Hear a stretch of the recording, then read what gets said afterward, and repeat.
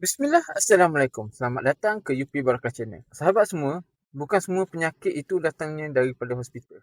Ada yang datang sebagai ujian dan ada juga yang datang akibat kejahatan manusia.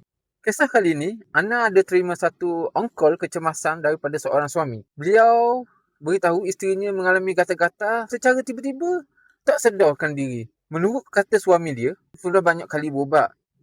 Namun kali ini dimaklumkan terdapat sihir baru yang dihantar berpunca daripada hasad dengki di tapak projek.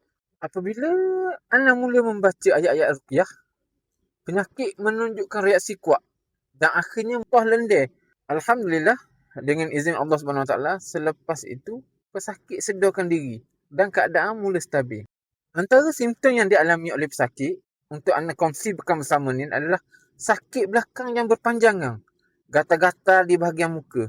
Simptom ni jangan dipandang ringan, terutamanya jika datang tanpa sebab perubatan yang jelas. Pesanan Ana, jangan terlalu yakin bahawa semua masalah itu boleh selesai dengan satu cara sahaja.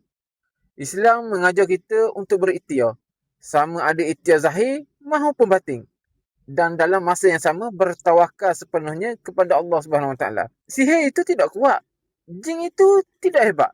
Yang maha kuat hanyalah Allah SWT. Doa Ana, semoga Allah kurniakan kesembuhan kepada semua yang sedang diuji, melindungi kita dan keluarga daripada hasad dengki, sihir dan gangguan yang tersembunyi. Ya Allah, peliharalah kami dengan perlindungan-Mu.